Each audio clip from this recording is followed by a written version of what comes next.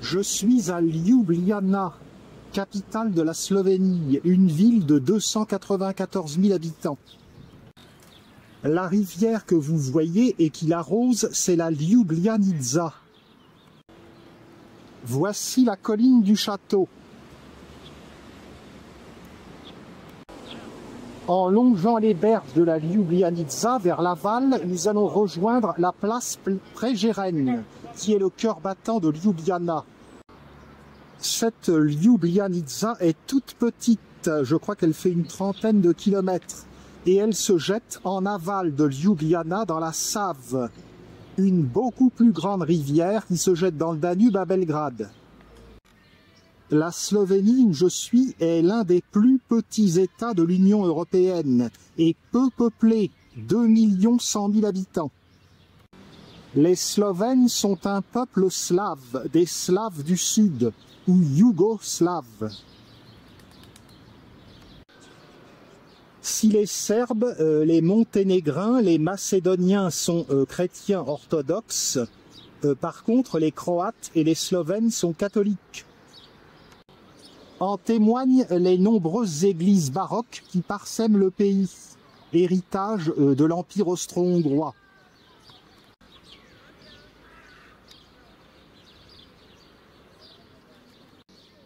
Durant 5 siècles, en effet, la Slovénie était intégrée à l'Empire des Habsbourg, avec une parenthèse qui est celle des provinces illyriennes françaises, entre 1809 et 1813.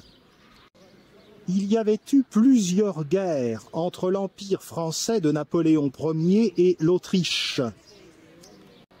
En 1809, Napoléon Ier remporta la bataille de Wagram et occupa Vienne. Après avoir répudié Joséphine de Beauharnais, il exigea de l'empereur d'Autriche d'épouser sa fille Marie-Louise et en même temps, il demanda à annexer les provinces illyriennes, de Villars jusque quasiment au Monténégro. Et c'est Ljubljana, sous son nom allemand de Leibar, qui devint capitale des provinces illyriennes, dont la départementalisation commença sans être tout à fait achevée. Il est donc tout à fait curieux de penser que pendant 4 années, la Carinthie, la Carniole, l'Istrie, la Dalmatie ont été françaises. Ici, un dragon. On en trouve beaucoup à Ljubljana. Nous en causerons un peu plus tard. Ce que l'on trouve également beaucoup à Ljubljana, ce sont des œuvres architecturales de Jože Plečnik. Jože Plečnik est un architecte qui a été élève de Otto Wagner et il a laissé son empreinte sur Ljubljana au XXe siècle. Jože Plečnik est à Ljubljana ce que Antoni Gaudí est à Barcelone.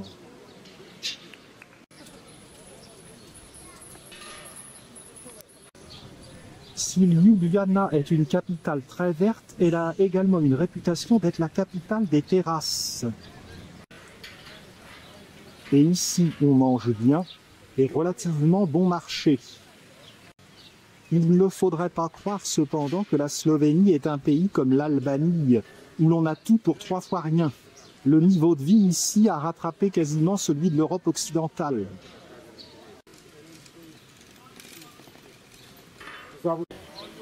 Une ville de 294 000 habitants n'est pas très grande.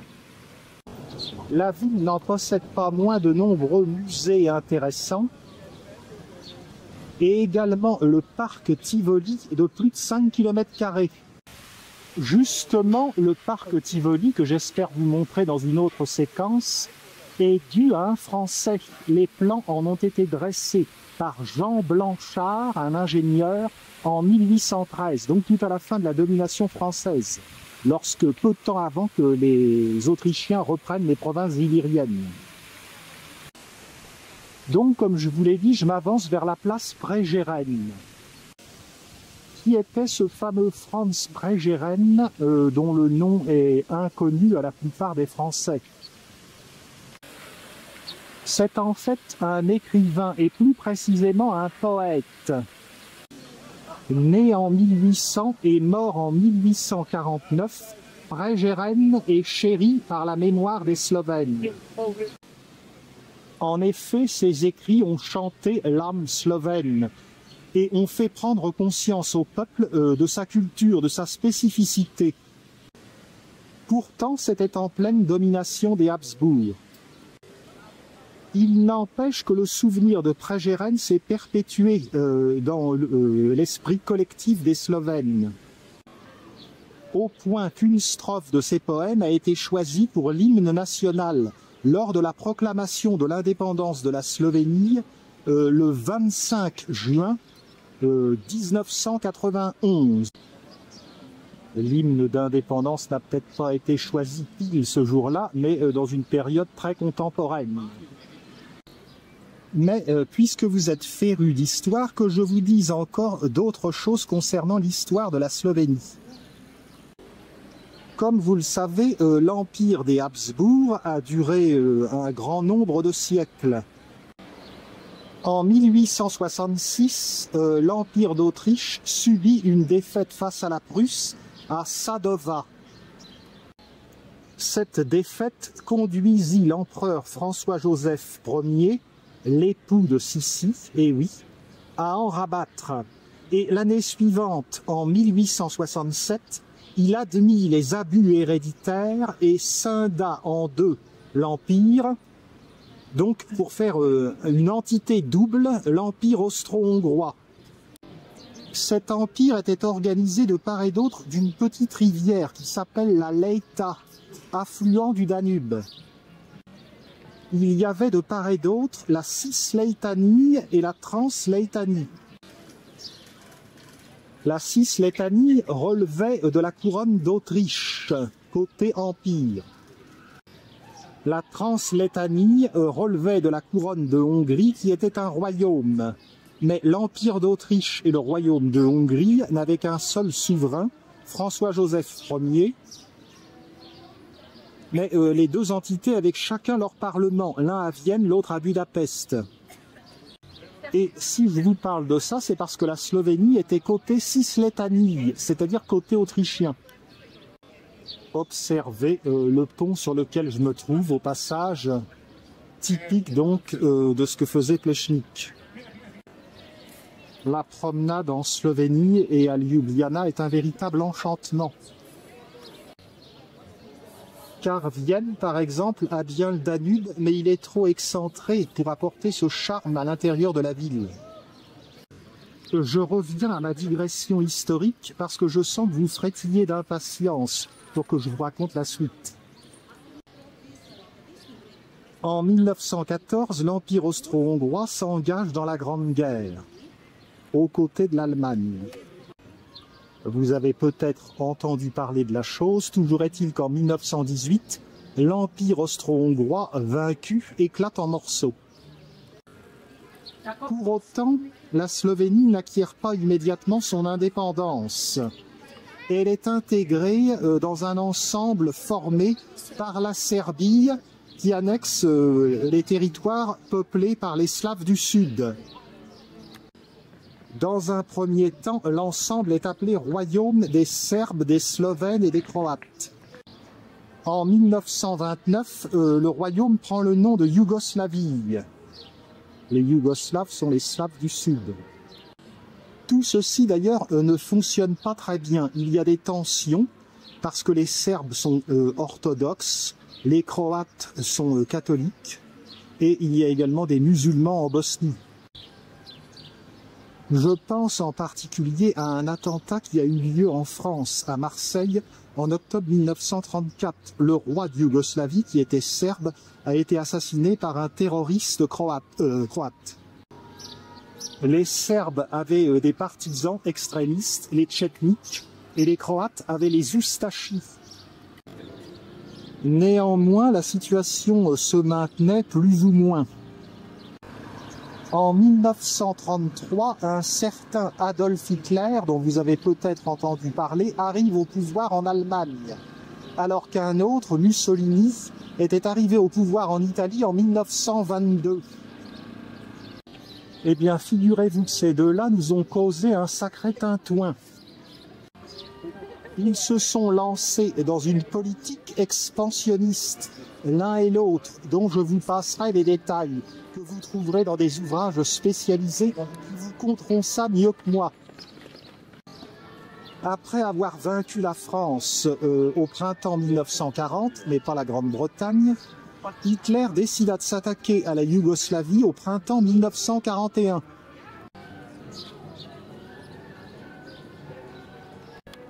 En avril 1941, les troupes allemandes, italiennes et hongroises déferlèrent sur la Yougoslavie.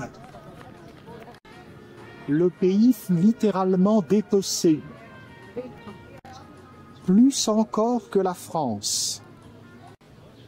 Décidément, chaque pas est une merveille ici, je n'avance pas.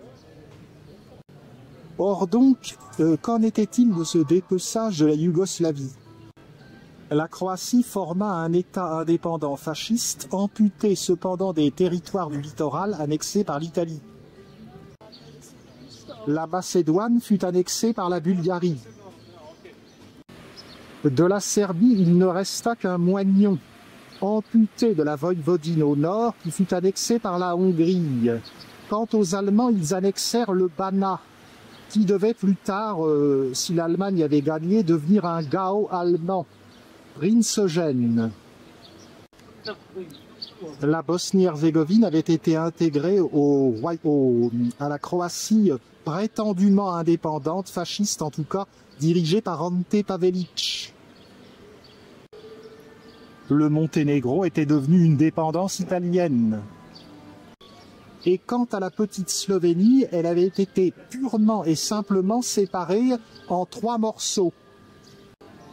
Un petit morceau avait été donné à la Hongrie. Le nord de la Slovénie avait été annexé par l'Allemagne, la région de Maribor, rebaptisée Marbourg.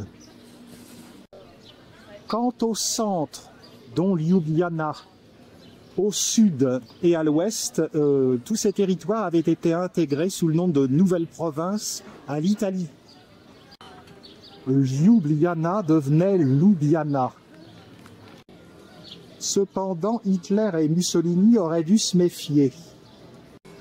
Si c'était la fête en avril 1941 pour les deux dictateurs, ce n'était plus le cas, 2 ans plus tard. Suite à des revers militaires, en juillet 1943, le roi d'Italie demanda l'arrestation de Mussolini. Le gouvernement du maréchal Badoglio, qui le remplaça, poursuivit la guerre pendant 2 mois, mais déposa les armes face aux Alliés en septembre 1943. Aussitôt, ni une ni deux, Hitler envoya ses armées envahir la péninsule italienne. Et vous savez dans quelles circonstances rocambolesques il fit libérer Mussolini. Mais là, je m'écarte un petit peu de l'histoire de la Slovénie. Toujours est-il que la Slovénie, qui avait été annexée par l'Italie en partie, eh bien, fut annexée à son tour par l'Allemagne, qui n'avait que le nord jusqu'ici. Ljubljana reprit son nom allemand de Leibar.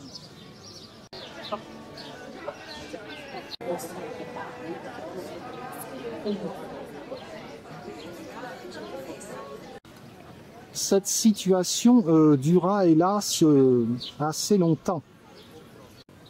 Septembre 1943, ça peut paraître assez tard dans la guerre. Il n'empêche que les nazis occupèrent la Slovénie jusque dans les derniers jours de la Seconde Guerre mondiale, donc jusqu'en avril-mai 1945. Et je crois bien que Adolf Hitler s'était déjà fourré une balle dans la bouche avec son revolver, que les nazis étaient encore à parader ici. Enfin, parader peut-être pas en mai 1945 quand même. En septembre 1943, lorsqu'ils envahirent l'Italie, les Allemands constituèrent 2 zones d'opération. Ces zones de défense, en fait, étaient destinées plus tard à être annexées par l'Allemagne.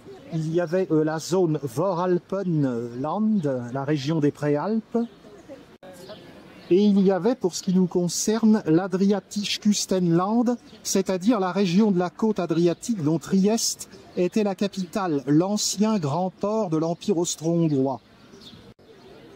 Mais donc tout ceci n'eut qu'une existence éphémère de 1 an et demi, dans laquelle les Allemands intégrèrent d'ailleurs le frioul italien, se référant à une parole de Bismarck, l'épée d'Arminius plonge dans la Méditerranée. Pendant la guerre sur le territoire de la Yougoslavie morcelée, le maréchal Tito, en fait, dirigeait des partisans contre les Italiens, enfin tous les occupants, les Allemands, etc. Les Allemands étaient harcelés à Ljubljana et ils avaient constitué une ligne de barbelés sur 33 km autour de la ville. Aujourd'hui, c'est un sentier de la paix. Au lendemain de la Seconde Guerre mondiale, la Slovénie réintégra une Yougoslavie reconstituée, augmentée de l'Istrie, mais pas de Trieste. Mais cette Yougoslavie n'était plus un royaume, c'était un régime communiste non aligné sur l'Union soviétique cependant. Le maréchal Tito dirigea la Yougoslavie jusqu'en 1980 et il mourut à Ljubljana justement. Il n'était pas slovène, il était croate. La Yougoslavie exista encore pendant quelque temps, mais les tensions internes au pays intervinrent. La Croatie et la Slovénie furent les premières républiques à proclamer leur indépendance. En effet, à cette époque, la Yougoslavie était une fédération de 6 républiques: Slovénie, Croatie, Bosnie-Herzégovine, Monténégro, Serbie et également la Macédoine. À Belgrade, le régime du président yougoslave Slobodan Milošević envoya l'armée pour réprimer cette prise d'indépendance. Mais la guerre dura peu de temps et la Slovénie donc fut reconnue indépendante par la plupart des puissances européennes. Je crois d'ailleurs que la France traîna un peu pour reconnaître l'indépendance de la Slovénie, contrairement à l'Allemagne qui était toute heureuse de retrouver une zone d'influence par ici. Bon. 25 juin 1991, c'est l'indépendance de la Slovénie, et donc le 25 juin, c'est la fête nationale. Mais cessons là ce babil historique, sinon je vais finir par vous lasser, si ce n'est pas déjà fait. Nous voici devant le célèbre pont triple, réalisation donc du fameux Jože Plečnik. Il enjambe naturellement cette petite Ljubljanica, pleine de charme.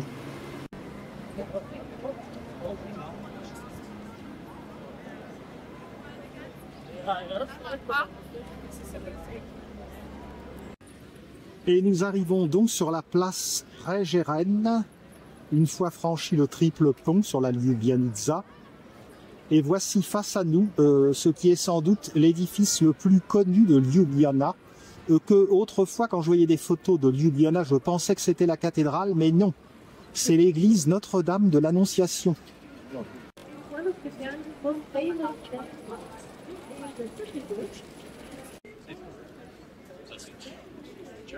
J'ai l'impression que je me trouve dans un conte de fées.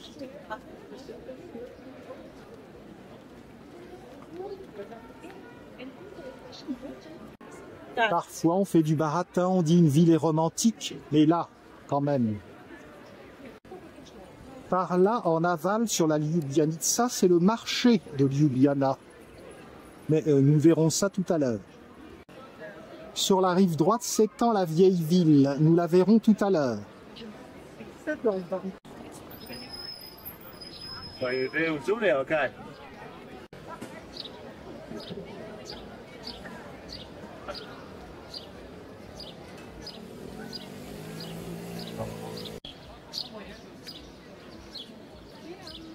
Mes films n'ont pas de prétention.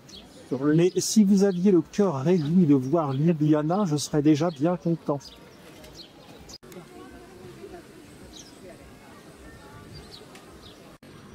Le pont au milieu n'est pas l'œuvre de Plečnik, ce sont les 2 ponts de part et d'autre sur ce triple pont qui sont son œuvre. Le pont au milieu a été construit au 19e en l'honneur de l'archiduc François Charles.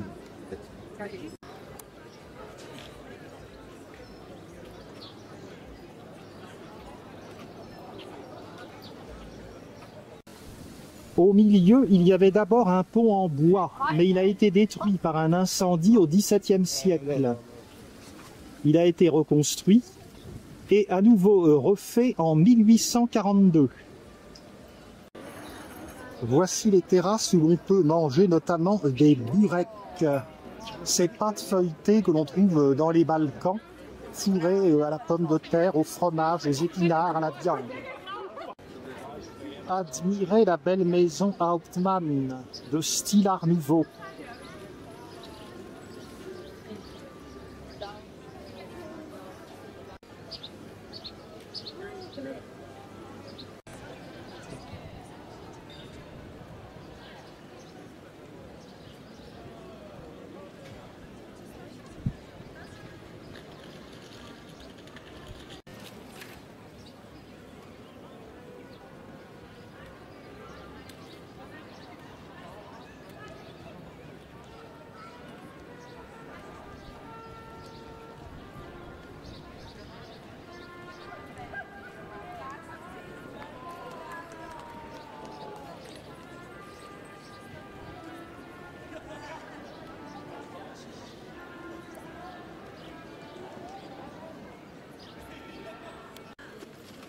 On se croirait à Prague ou Vienne.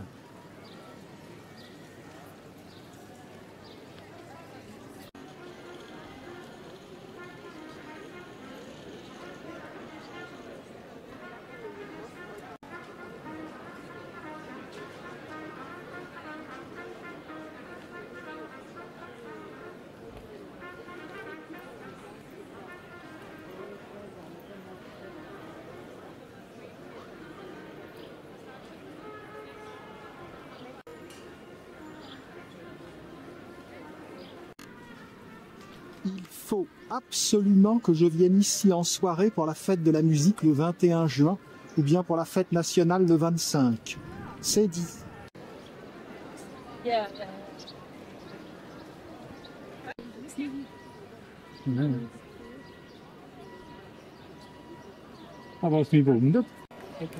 Voici la statue de Franz Pregeren, le fameux poète qui a éveillé l'âme slovène et qui, par ses poèmes, a contribué à la formation de l'hymne de la nation.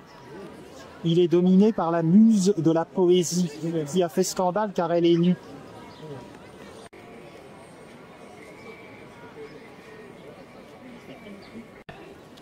Et évidemment, dans un pareil Disneyland baroque, il est assez difficile de filmer, il y a du monde partout.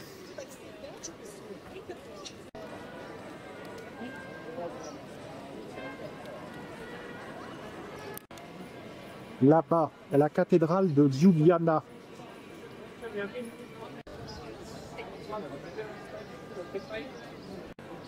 L'Ekarna, ça veut dire pharmacie.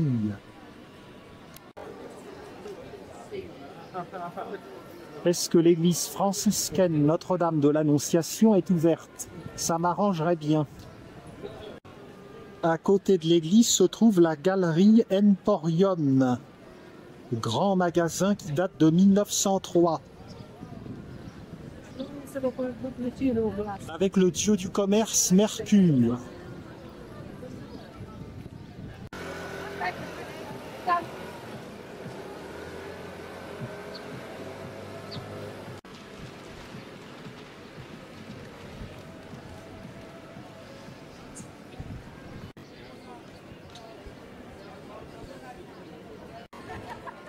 Vous voyez, vous commencez à connaître des personnalités slovènes.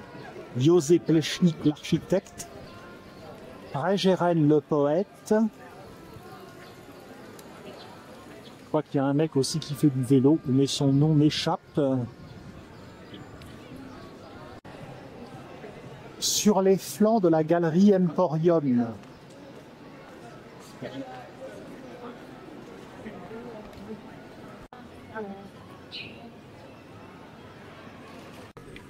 Grimpons ici, je ne me lasse pas de l'endroit. J'en ferai un syndrome de Stendhal.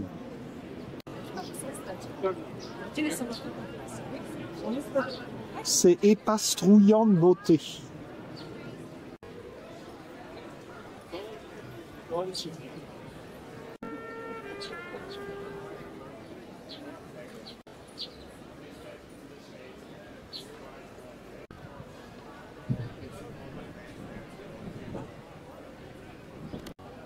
Manque de bol, l'église ferme à midi. Il est 11h56, ça va être un peu juste. Je reviendrai à 15h.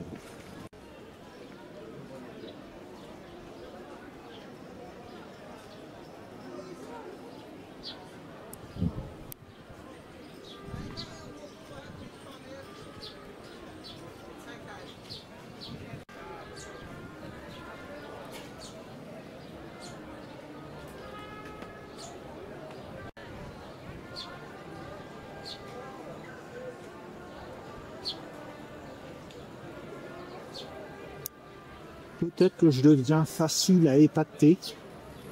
Mais vous, qu'est-ce que vous en pensez de la place Prégérenne?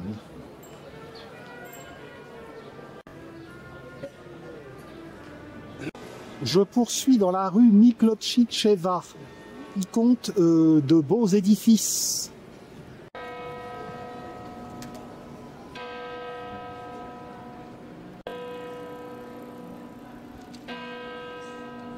J'espère que je ne vais pas me transformer en citrouille.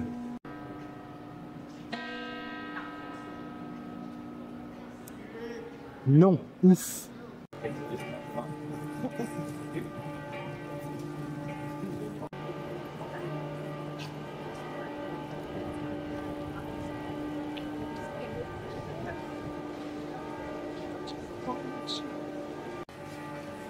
Comment voulez-vous ne pas craquer? Pour le diabète, peut-être qu'ils ont une boule à la metformine. Regardez l'hôtel Union.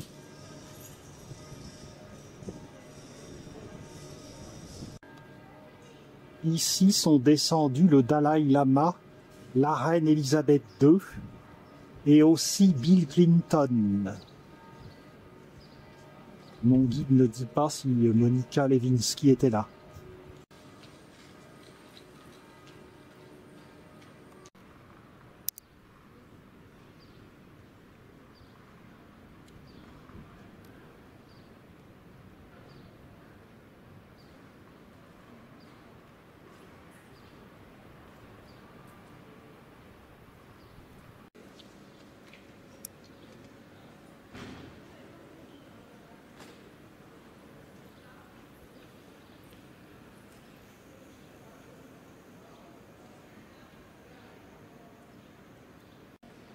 En face de l'hôtel, vous allez voir une merveille architecturale.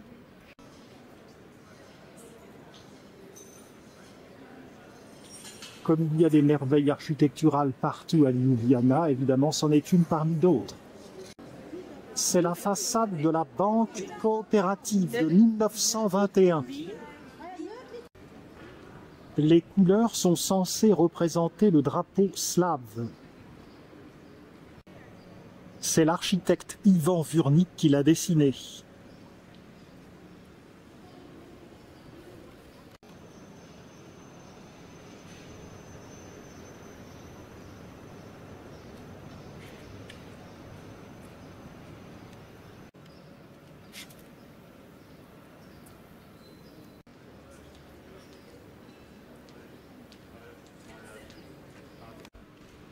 Je vais aller me prendre un petit casse-croûte, une petite boisson, ensuite je longerai la rivière Ljubljanica avant d'aller rejoindre la cathédrale. Je vais bien trouver un petit troquet sur la Ljubljanica.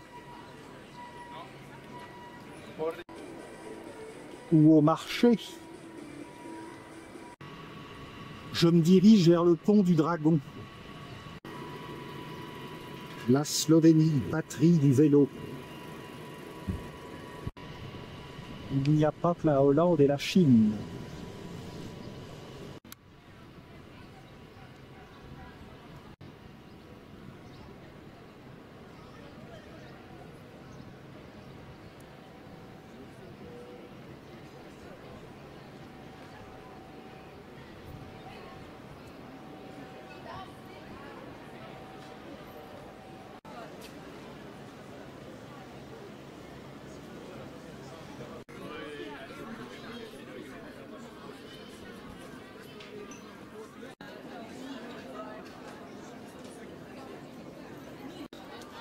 la cathédrale Saint-Nicolas et le château de Ljubljana.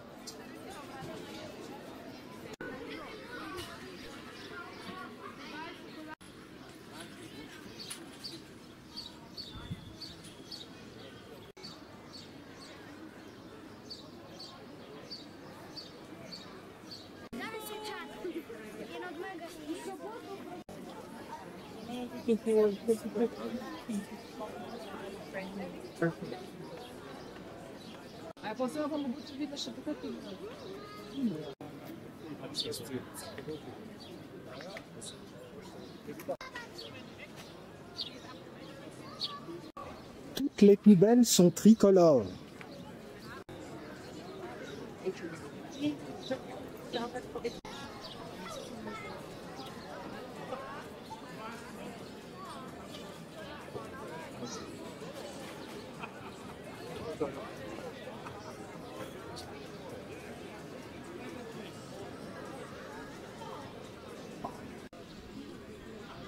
Ljubljana.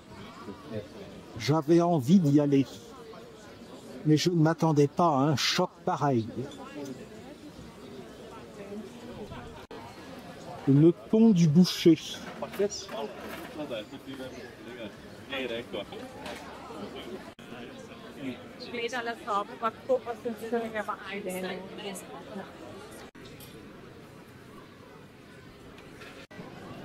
Le pont des Bouchers, qui est situé à côté donc des Halles, est également appelé pont de l'amour, comme en témoignent tous ces petits cadenas. On a des créatures qui sont sculptées sur le pont. Quelques amoureux sont passés par là.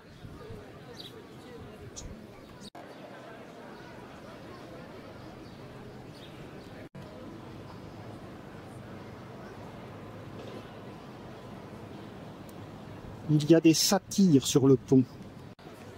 Celui-ci ne me dit rien qui vaille, je ne vous le recommande pas, mesdames.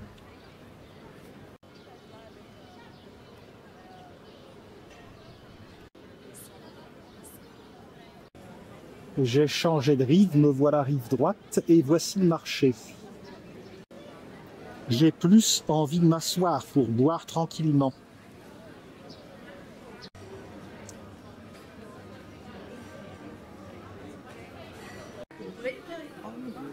Voici l'endroit où je mange. C'est très très bien.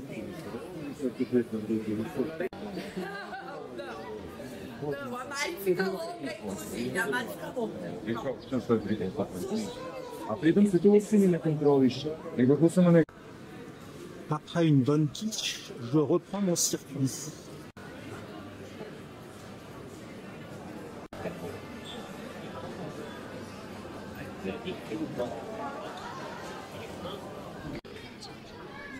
Adam et Ève.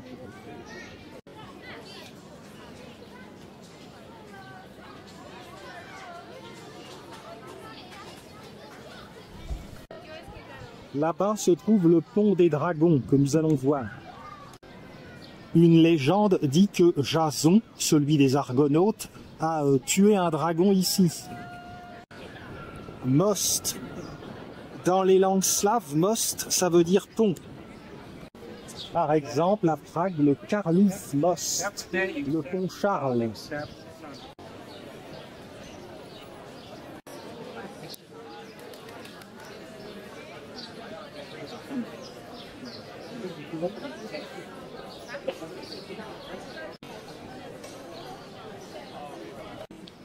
Cette bonne quiche aux épinards que j'ai mangée ce midi ne m'a pas marqué.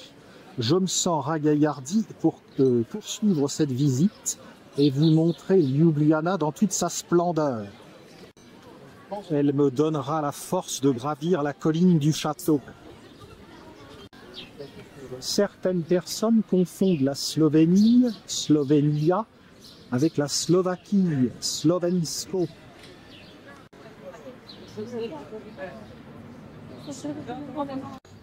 Erreur grave. La Slovénie est issue de la désagrégation de la Yougoslavie, alors que la Slovaquie est issue de la désagrégation de la Tchécoslovaquie. En plus, tout se complique si l'on songe qu'il n'y a pas que la Slovénie et la Slovaquie, Il y a aussi la Slavonie, qui est une province de Croatie.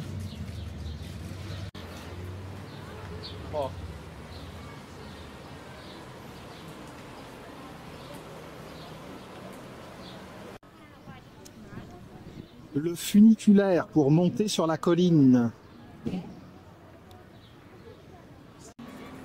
Et voici un dragon en bronze. Le pont date de 1900-1901.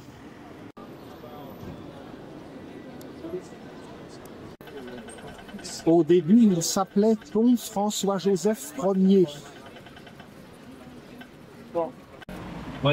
C'est la première fois que je vois pousser des plantes sur un arrêt de bus.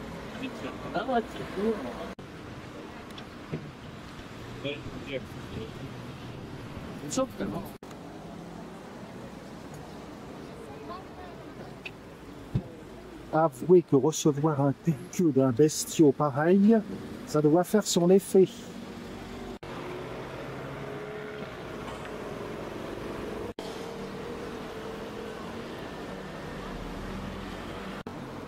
Il y a des petits griffons sur le pont.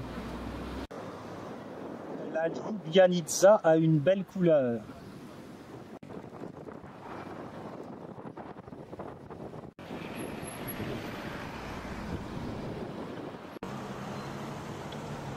Allez, en le prenant par les sentiments.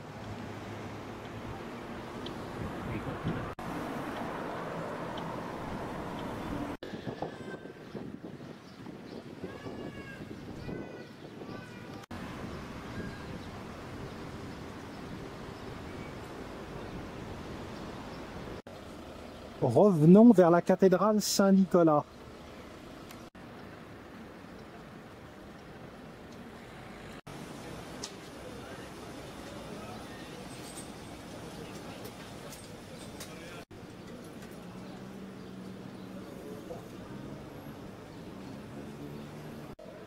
Les marronniers d'Inde me procurent une ombre heureuse car il ne fait pas froid.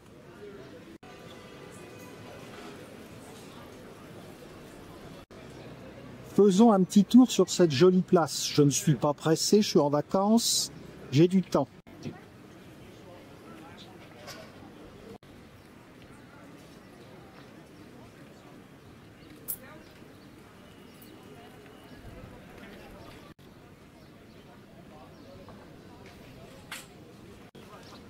Un marché aux fruits très très sympa.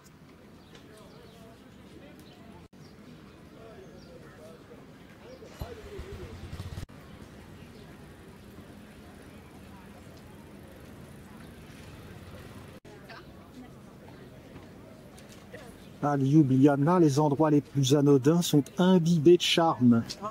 C'est du concentré de charme.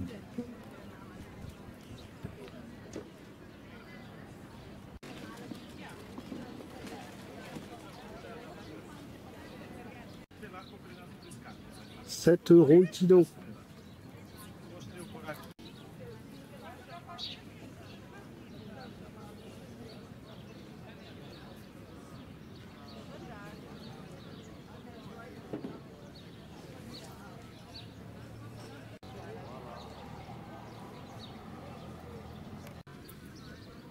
C'est pas mal, Ljubljana, quand même. Qu'est-ce que vous en pensez?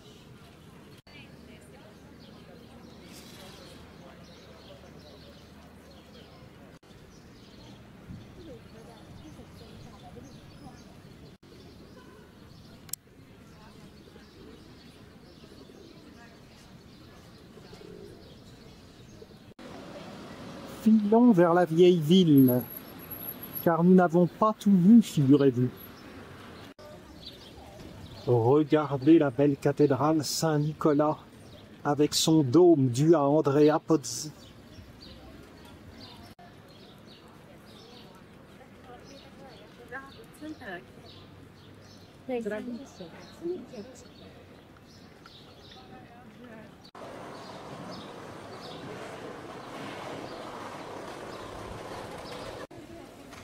Une croix de Malte.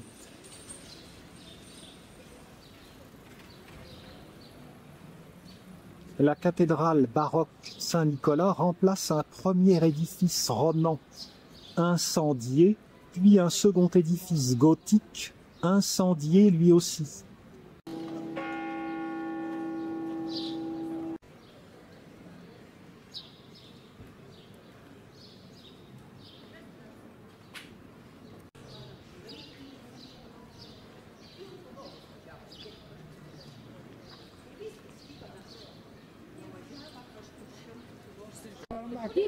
Ah, mais voici un ours de Slovénie, la preuve.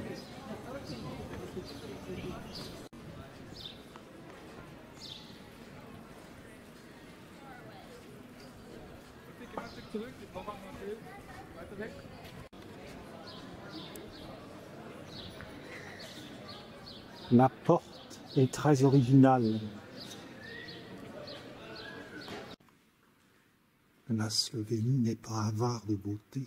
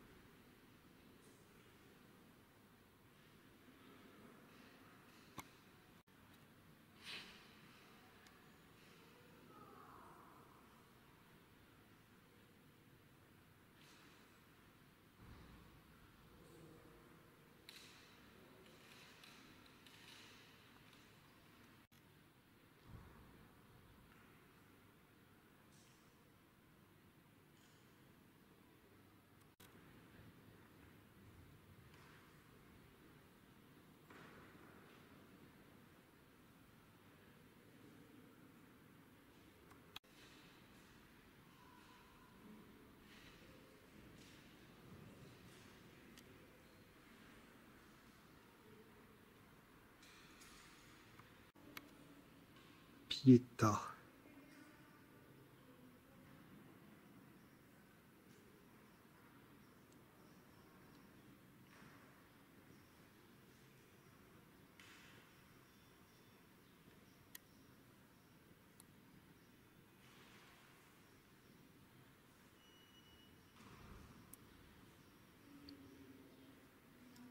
Qu'est-ce que vous voulez dire face à ça? Là, Jésus, en costume de Superman.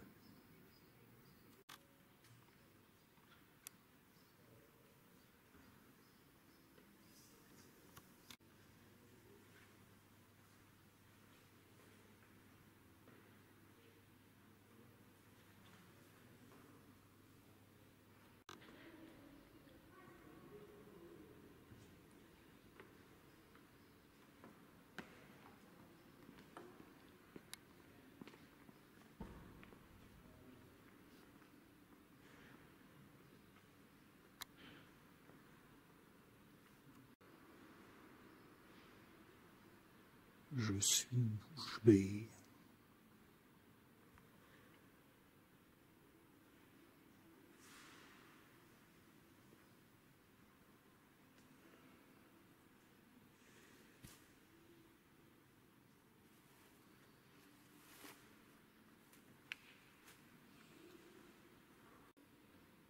Regardez les orgues.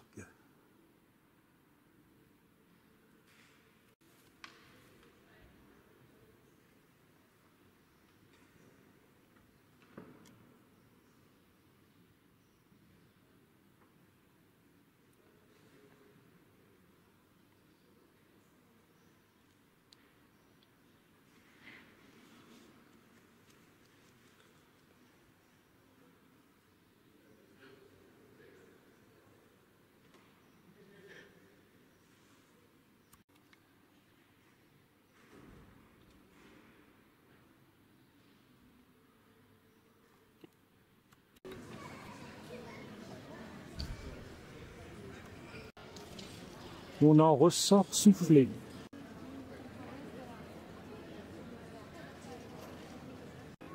Rejoignons la Mestny Torg pour explorer la vieille ville. Par là, c'est le marché. Toutes ces petites rues adjacentes mériteraient certainement un coup d'œil, mais rien n'est perdu parce que je vais revenir certainement en soirée, un de ces quatre. Car Ljubljana de jour, c'est sympa, mais éclairé de nuit, ça doit être bien aussi.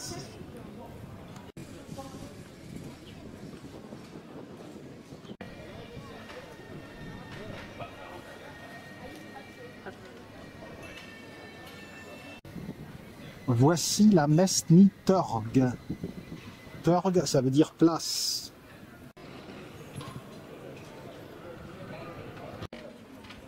Petite capitale, mais concentrée de splendeur. Ça me rappelle Bratislava aussi, la capitale de la Slovaquie, qui est magnifique.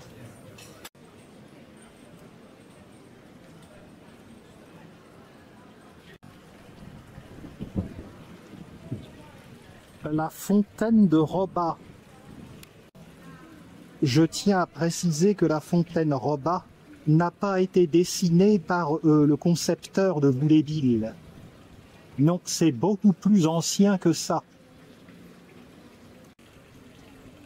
Ce Roba, Francesco Roba, avec 2 B, a voulu concevoir la fontaine des 3 rivières de Carniole.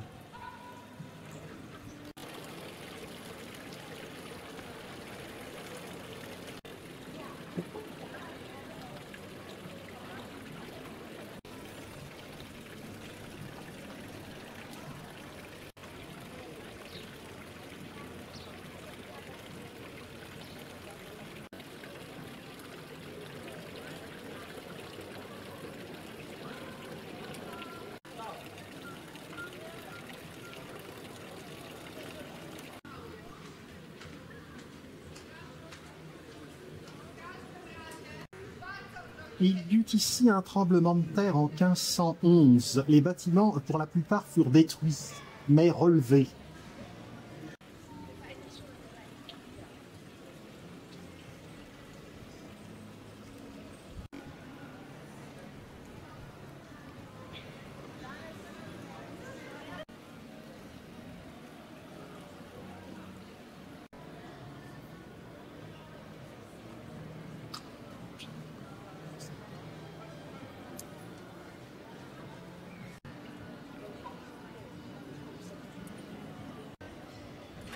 On peut rentrer librement pour voir l'intérieur de l'hôtel de ville.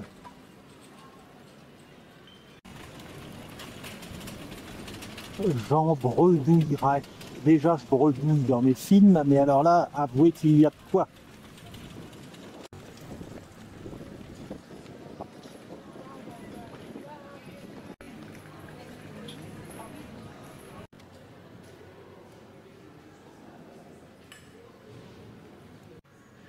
La petite cour intérieure de l'hôtel de ville de Ljubljana.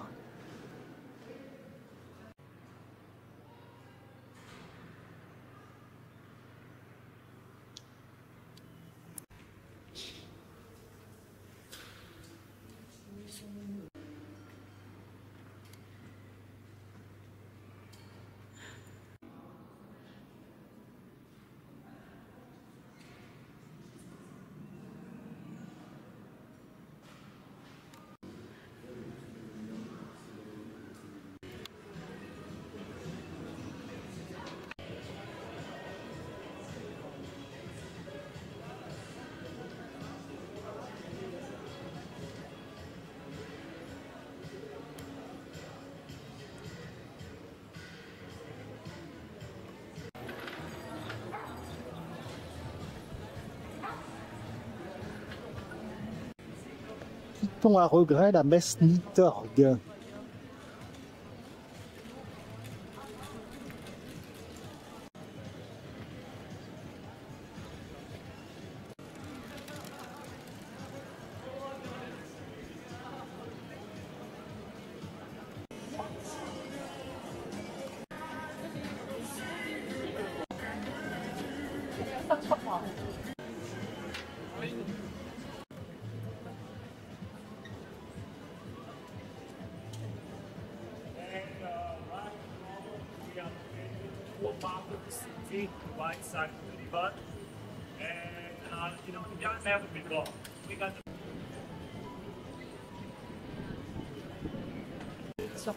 Il y a des petits détails partout.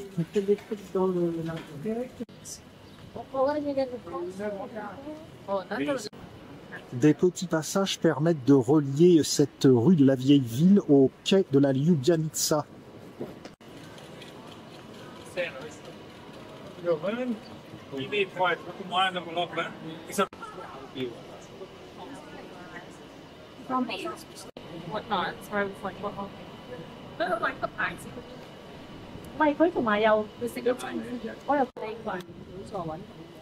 Ljubljana n'est pas une ville, c'est une flânerie.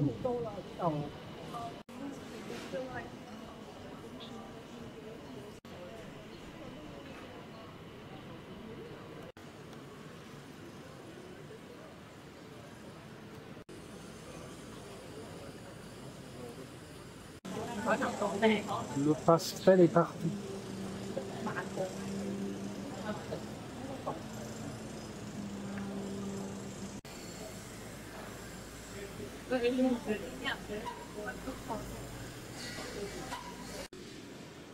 On trouve des lits ici. Quand il n'y en a plus, il y en a encore.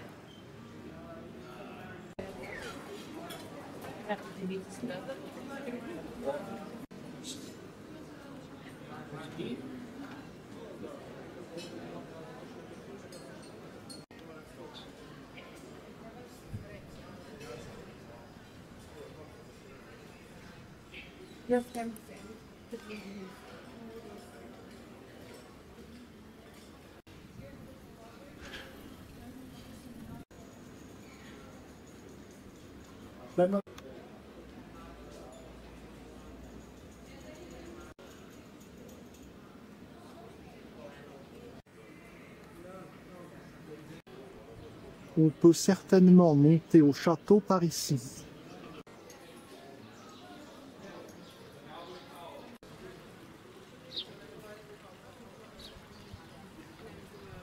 Je suis à proximité de l'église Saint-Jacques que j'ai visité dans une autre séquence.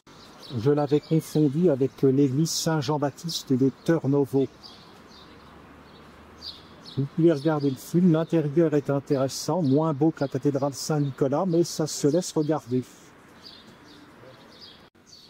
L'autre film dont je fais référence est Trnovo et Krakowo. Vous y verrez le jardin botanique de l'université de Ljubljana et également ces deux quartiers périphériques de Ljubljana qui sont empreints d'un certain charme.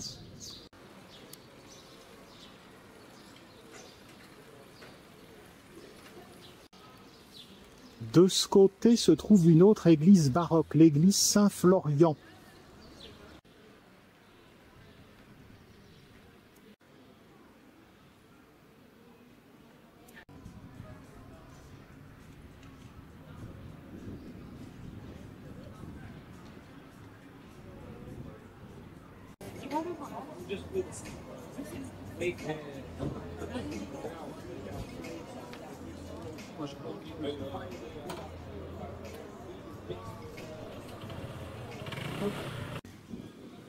Purée, l'endroit est insolent de charme. Je ne suis pas sûr que l'église Saint-Florian soit ouverte. La porte est bien belle en tout cas. Belle, mais elle a un inconvénient, elle est fermée.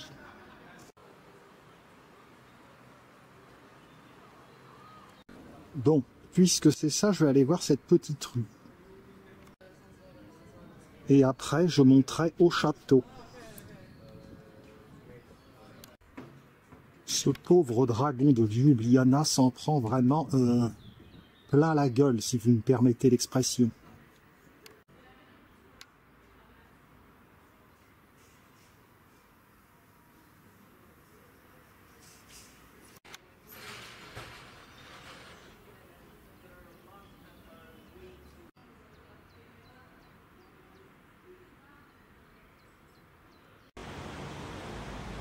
À présent, je vais revenir sur mes pas et je vais donc monter à la colline du château. Il y a fort heureusement des ombrages. J'ai vu à l'avance quelques photos. Les passages, les jardins, les ombrages sont très charmants. Je viens de faire une pause et de manger une succulente coupe de glace vanille aux morceaux d'ananas à la chantilly et surtout avec des petites feuilles de menthe particulièrement parfumées.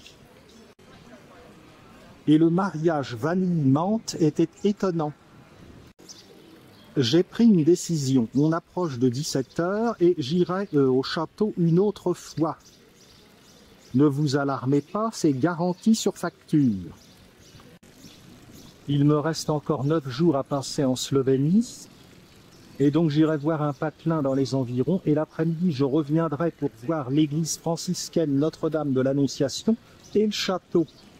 Car Ljubljana, comme Prague, ne nous lâche pas comme ça, elle a ses griffes.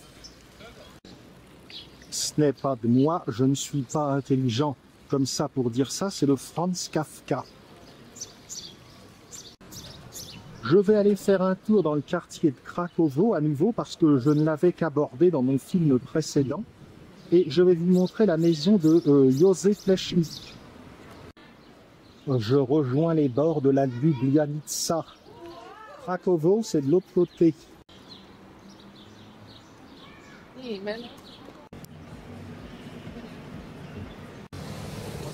Un figuier se plaît bien au bord de la Ljubljanica.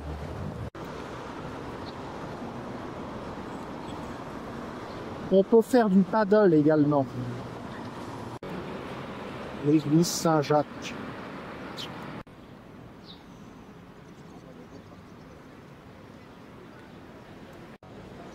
Krakowo, c'est là.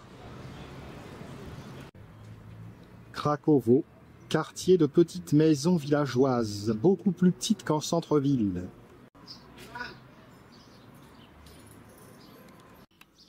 Le double clocher de l'église Saint-Jean-Baptiste que j'avais confondu dans l'autre film avec Saint-Jacques.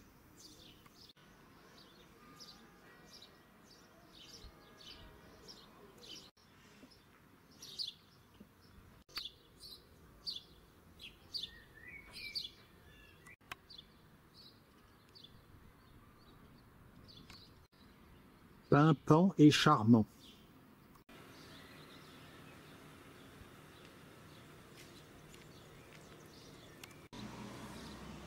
Ça n'est pas la foule du centre-ville et c'est tant mieux.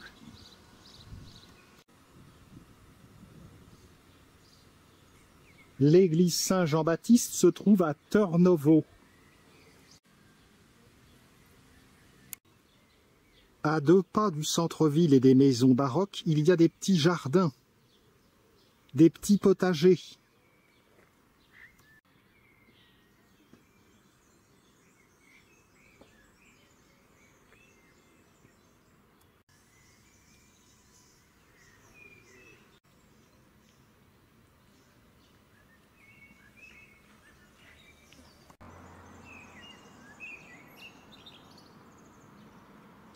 Faut quand même avouer que cette église Saint-Jean-Baptiste est bien posée dans le quartier.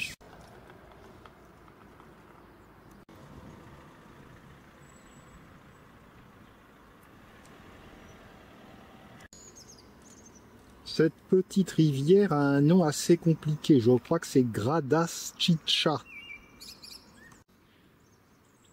Et elle copie beaucoup, comme je vous l'ai dit dans l'autre film, la Perlovska de Sofia en Bulgarie.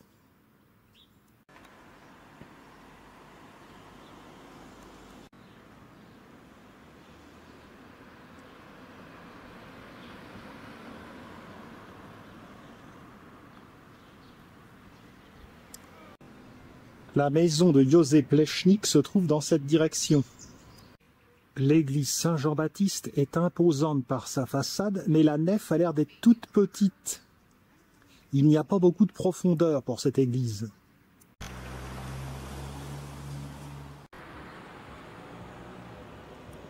Cela surprend, car la maison de Józef Plečnik est toute simple, toute petite.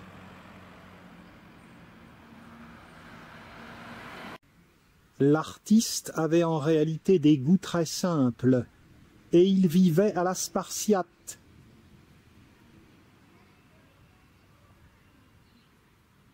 Je ne vais pas aller voir la maison de Józef Plečnik, je me contente de vous la montrer et de vous la situer dans ce beau quartier de Trnovo. Voilà, pour aujourd'hui je vous quitte sur ces images. À la réflexion, il me faudra bien une seconde journée pour filmer Ljubljana, car il y a l'immense parc Tivoli, l'église franciscaine Notre-Dame de l'Annonciation et donc la colline du château. Donc vous voyez que j'ai encore du pain sur la planche. Allez, je vais regagner ma voiture, mon hôtel, reposer mes vieux os. À une autre fois.